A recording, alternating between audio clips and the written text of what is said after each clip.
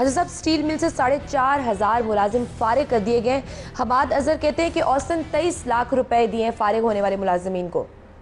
دیکھیں میرے آپ 20 پرانے کالم ایسے ہیں جن میں یہ پیٹتا رہا کہ بھائی جہاں 1000 بندوں کی گنجائش ہے وہاں 2, 3, 4 ہزار ٹھونسو گے تو الٹیمیٹلی وہ بھی بے روزگار ہو جائیں گے کیونکہ وہ ادارہ ہی وائبل نہیں رہتا.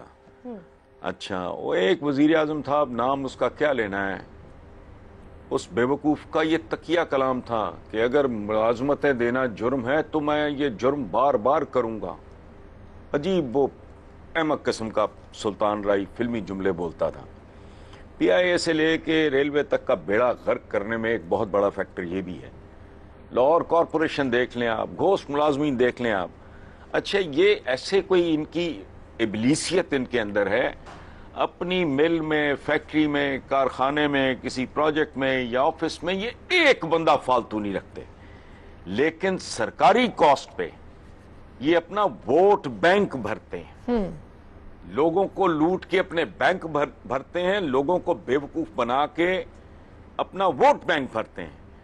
اچھا اور یہ پتہ کیا ہے صورتحال، اس طرح کی نوکریاں دینا لوگوں کو یہ ایسے ہی ہے جیسے آپ لوگوں کے گوشت سے نہاری تیار کر کے لوگوں کی دعوت کر لیں. تو بھائی کوئی اپنے باپ کی جاگیر پہ بھرتی دو کو، ملازمتیں دو لوگوں کو، تم قوم کی کاسٹ پہ یہ کر رہے ہو. اس لیے یہ مکروہ حرکت ہے. اور میں ذاتی طور پہ سمجھتا ہوں جو یہ اس نے کہا ہے کیا نام ہے حماد اظہر نے کہ 23 لاکھ روپے ان کو، میں کہتا ہوں ان کو تو 1 لاکھ روپیہ بھی نہیں ملنا چاہیے چونکہ یہ اس جرم میں برابر کے شریک ہیں. یہ اپنا پولیٹیکل مسل یا اپنی اوقات بساط کے مطابق اپنا اثر و رسوخ استعمال کر کے ناجائز نوکریاں، یہ بھی ایک رشوت کی فارم ہے. لیکن رشوت لینے والا اگر دونوں جہنمی ہیں تو یہ قصوروار ہیں. ہاں لیکن پی ٹی آئی کہتی تھی الیکشن سے پہلے کہ ہم کسی کو نہیں نکالیں گے اور سٹیل مل کو اپنے پاؤں پر کھڑا کریں گے. گپیں مارتی تھی، جھوٹ بولتی تھی. اگر ان لوگوں نے ہوم ورک کیا ہوتا، سنجیدگی سے کوئی کام کیا ہوتا، پروب کیا ہوتا، چیزوں کو سمجھا ہوتا، ان کو اینالائز کیا ہوتا، یہ کبھی اس طرح کی احمقانہ اور غیر ذمہ دارانہ سٹیٹمنٹس نہ دیتے. یہ جو میں کہتا ہوں کہ ان کا سب سے بڑا قصور یہ ہے کہ انہوں نے ہوم ورک نہیں کیا ہوا. بالکل صحیح. منہ اٹھا کے باہر بیٹھ کے باتیں کرتے رہے. میں کہہ رہا ہوں نا کہ پچھلے 26 سال میں میرے 1, 2, 10, 20, 50 نہیں سینکڑوں کالم ہوں گے. میں پروٹیسٹ کرتا رہا اس بات پہ کہ تم اداروں کو برباد کر رہے ہو اپنے تھوڑے سے فائدے کے لیے. وہ جو کہتے ہیں نا کہ ایک بوٹی کے لیے پورا بکرا قوم کا، جی یہ منٹیلٹی ہے وہ جس کا ان کو اندازہ نہیں ہوگا. پی ٹی اے والوں کو یہ مارتے رہے جیسے اور بونگیاں مارتے رہے، یہ بھی مارتے رہے. بالکل صحیح. اسرائیل کو تسلیم کرنے کے حوالے سے ایک بحث چل رہی ہے، اس پر آپ کا کیا تبصرہ ہے؟ دیکھیں شجیہ ایک کامن سینس کی بات ہے یار، میں اس پہ کوئی نہ مشورہ نہ تبصرہ، میں کس پوزیشن میں یہ بات کروں.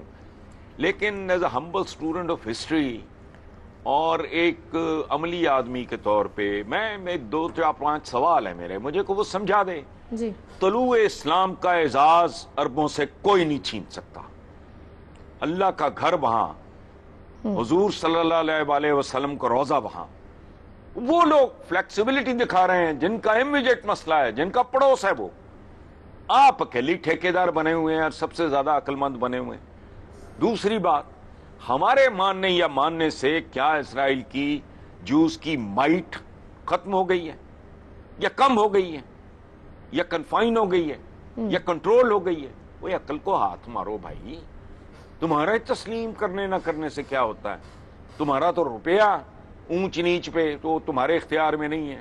کتنی بڑی بات، اتنا سمو، اتنی بڑی بات، اتنا بڑا نوالا، کس بات پہ بھیا تسلیم کرنا نہ کرنا؟ اچھا وہ تو ہم جب درود بھیجتے ہیں آل ابراہیم تو وہ تو آل ابراہیم میں شامل ہیں. ہم نے پڑوس کو تسلیم کیا ہوا ہے. جی وہ تو ہم میں سے بہت سو کے مطابق، میں کوئی ایسی بات نہیں کر رہا، وہ تو بت پرست ہیں. آپ نے ان کو تسلیم کیا ہوا ہے. اچھا جس وجہ سے پاکستان 2 لخت ہوا، یعنی آپ کا اپنا حصہ آپ سے علیحدہ ہوا، اس کو بھی آپ نے تسلیم کیا ہوا. بالکل. کہتے آپ یہ ہو کہ جی کشمیر کاز. اچھا کشمیر کاز کو جو فرق پڑے گا، آپ نے پہلے کون سا فرق ڈال لیا بھائی؟ پہلے آپ نے کیا کر لیا جو اب کر لو گے؟ سو مجھے دیکھو یہ it is only some food for thought. جن کے دماغ کام کرتے ہیں، جن کی عقلوں کو زنگ نہیں لگے، وہ اس پہ تھوڑا سا اگر کو غور کر لیں، مجھے بھی ایجوکیٹ کر دیں. ساری زندگی آدمی سیکھتا ہے. اب اس سٹیج پہ آ کے اس مسئلے پہ اگر کوئی بات ہوتی ہے تو مجھے بھی 2-4 کوئی کنونسنگ پوائنٹ دے دو تاکہ کوئی ینگسٹر کو بچہ، میرے پاس بہت سے بچے آتے ہیں اسپیشلی میس کمیونیکیشن کے، وہ یہ بات کرتے ہیں I have no answer. Practical دیکھو، ایک بات غور سے سن لو، گراؤنڈ ریالٹیز الٹیمیٹ ریالٹی ہوتی ہے. گراؤنڈ ریالٹی کو صرف ایک ذات نے تبدیل کیا ہے، ہمارے حضور نے. ادروائز گراؤنڈ ریالٹیز اپنا آپ ڈکٹیٹ کراتی ہیں، اس کے مطابق بہیو کرنا